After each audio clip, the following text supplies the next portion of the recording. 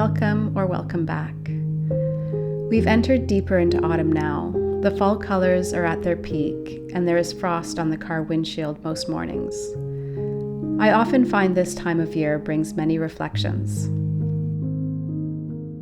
I was thinking back to 2009 when I took yoga teacher training. Although I only taught yoga classes for a few years, taking those courses changed me on a deep level. The change in me became a catalyst to ending a toxic 17-year relationship and would eventually lead to meeting my husband and starting our family. Memories of that course and what I learned still resonate throughout my life, like the reverberation of a magnificent bell that has been struck.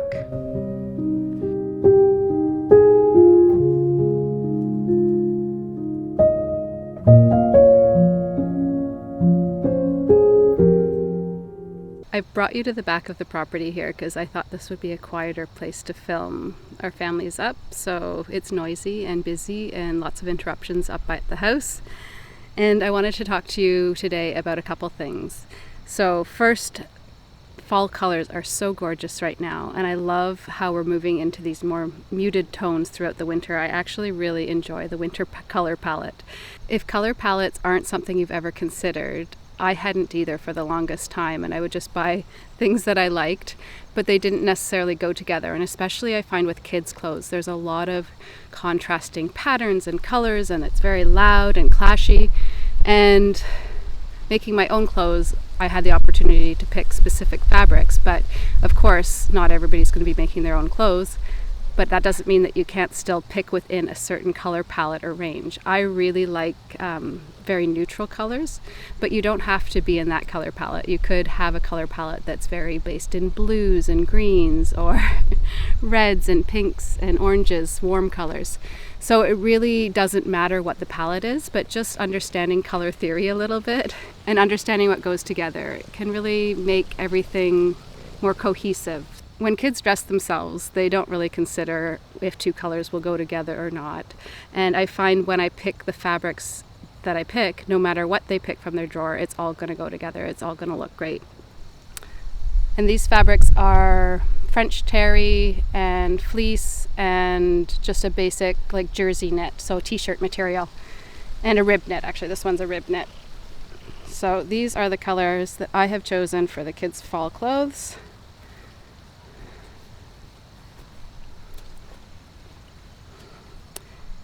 And you can see that it's going to be beautiful no matter what they pick. And my daughter has also chosen this for me to make a dress for her too. So it's all this one's all cut out already. It matches beautifully as well. This is Bobby, by the way. We have 5 cats and we have 2 that look like this. We ended up having an unexpected cat pregnancy. The mom looked just like this. Unfortunately, she seems to have disappeared. Last year she disappeared, probably eaten by coyotes, unfortunately. So we try to get all the cats in at night, but they don't always come. We took her in as a kitten. She was a stray, and then I got her spayed and neutered like I've always done for all the cats we've had. And she came home pregnant after the surgery, a few months after, and I was in shock, and so was the surgery clinic. They re-performed the surgery after she had had the kittens, and it turns out they had simply forgotten to remove the uterus. But in the meantime, she had 6 kittens, and we found homes for a few of them, and then we kept a few of them. So the 2 that look like Bobby here are from the same litter. They look just like their mom, and they're twins. So even though you see them both on camera, not usually at the same time, there's actually 2 of them. And then the other thing I'm going to do today is make another teapot. So I've been commissioned to make a teapot on a larger scale. They just want it to hold more than whatever this would hold. I never measure things when I'm making pottery, unless it's something like a specific order for somebody. I will just sort of wing it. So all my teapots are different sizes, all my mugs are different sizes, everything's different sizes. I think that's nice. I think it's nice and it's good to have the variety, but I wanted to talk about teapots for a minute, just in case you're here for pottery. Teapots are probably one of the most complicated items to make because there's so many components that have to come together. They have to be in proportion, they have to work properly. So some things to keep in mind is whenever you're attaching a handle, hold it up at eye level so you can get the proportion right. So if the handle is all the way out here, you can kind of tweak it back. If you pull it in too tight, you can loosen it off. But you always want to do that at eye level because that's how you get it right, basically. And you'll hit that sweet spot where you're like, oh, that's right, that's where it needs to be. So that's tip number 1. Tip number 2 is make sure your teapot spout is above the height of your lid. Makes sense, right? But a lot of people don't consider that when they're making the teapot, and I've seen a lot of teapots with spouts down here, and you could only fill it up about halfway, and then it's going to start pouring out of the spout. And then the other thing is, from the top here, that the spout and handle are in alignment. And beyond that, there's all kinds of other little intricacies. But if you could take those pointers to start with, your teapots will be much improved. And the other thing that I'm going to be showing today in the video is a whole bunch of planting. So I have seeds that I've started. I've had seeds that I've planted here near the back of our property that have been growing for a couple years. I have propagation that I've done over the summer from various plants I've had growing already. And I've also ordered bulbs. So I ordered some beautiful daffodil and tulip bulbs from a place called Dahlia May. She delivers within Canada, maybe even in the States, I'm not sure. But this is a good time of year to plant bulbs. If you do have a squirrel problem, you're going to have to leave your bulb planting till early November. But given the fact that we have these 5 cats, we don't seem to have any squirrel problems. So I'm going to try to get those in the ground today because it's supposed to rain for the next few days, starting later this afternoon. So grateful, going to get this stuff in the ground. I've been waiting for this opportunity and I'm excited to get planting today. So I'll see you later at the end of the video. Enjoy.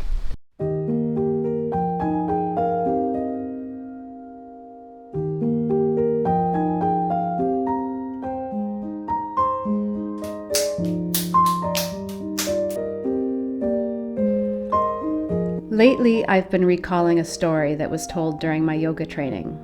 It was about a yogi who loved to sing and chant. His students would often cringe as his voice was quite off-key.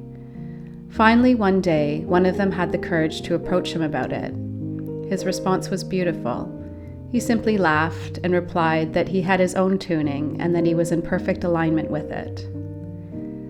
Who's not to say that yogi was the one singing in key, and that it was everyone else that was out of tune?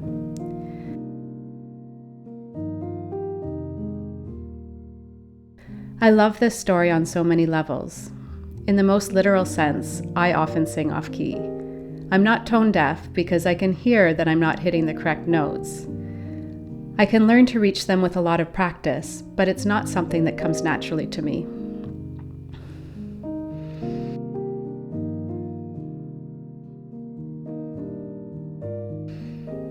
On a deeper level, I love this story as a reflection of life and choosing to walk your own path. I often find myself called to do something quite different than what is conventional. My nonconformity can sometimes be confusing for others to understand or even trigger them deeply. Staying in integrity with myself can sometimes cause discomfort to others. In my younger years, I was quite a people pleaser, usually at the expense of my own needs and well-being. As I've aged and matured, I've gained more confidence in myself. Unfortunately, it has come with some big price tags, such as losing a relationship with my father. But it also has come with immense rewards as well.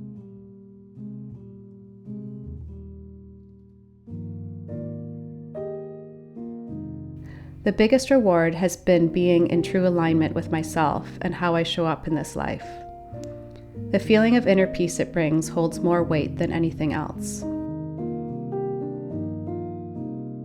As for those who would like me to live a life that's more comfortable for them, I have complete trust and confidence that they will be okay even if I don't. They are allowed to react in a way that feels best for them, and we all get to choose for ourselves.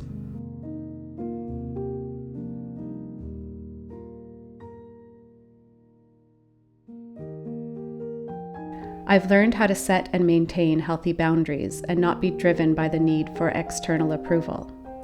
I've learned how to listen to my inner guidance and have the confidence in myself to follow it. And I've learned to heal from the underlying reasons for not following my own desires in the first place. When we allow ourselves to sing our own tune, we allow others around us to do the same.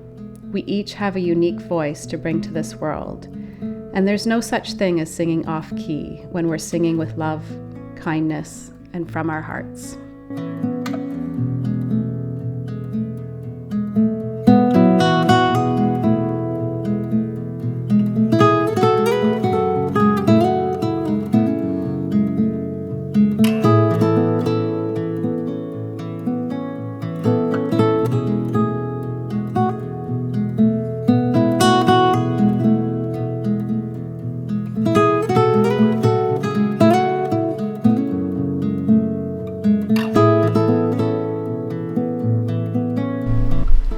I'm sitting here by a little maple forest that we transplanted from our neighbor's woods last year on Halloween. One of the things that always comes up for me when I want to do my own thing is traditional events in our culture. So Halloween, Easter, Christmas, all of those things. I don't necessarily feel like participating in the same way that everybody else does. And for one thing, I don't want to give my kids a whole bunch of candy. I don't really care about making a whole bunch of costumes. They don't care about dressing up, to be honest. My kids are not dresser-uppers, and I don't really enjoy it either. So we don't really dress up.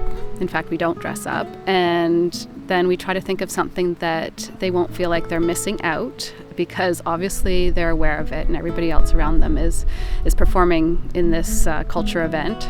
But we try to make it special and different. So last year we went for a big walk down in our neighbor's woods. We brought my husband's tractor and we dug up a whole bunch of maple seedlings because I thought, I love the fall colors so much, but our property doesn't have many fall colors, so I wanted more.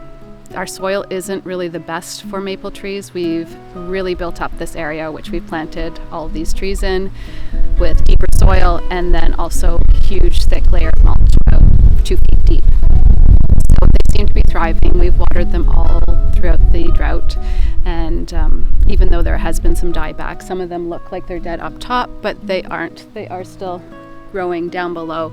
I just left the top part so I would be able to locate them easier, but I'll probably cut that off in the spring because it's better that it's not there. But anyway, the reason I'm telling you this story is if you wanted to do something different, if you don't feel like celebrating in the traditional way, then you don't have to. And if you do love it, if you love celebrating the traditional ways, have at it. Beautiful. I love that for you. But if you are like me and you don't, you really don't have to. So we went down, we dug up those trees, we had a beautiful evening planting them, and we had a big bonfire. I also did a little healthy treat, and I also am going to prepare some more of those this year. I kind of made a batch last week to film it so I could show you.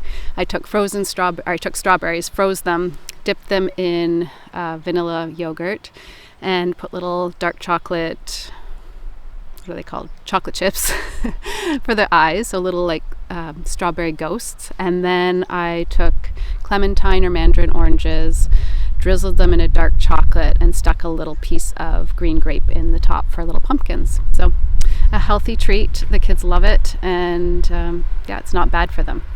The other thing that we did was a little scavenger hunt. I bought them some new books, which I did this year as well. Here are the books I bought them this year. I didn't want to pull them out because the kids are around and they'll see them, but I'll put them up on the screen.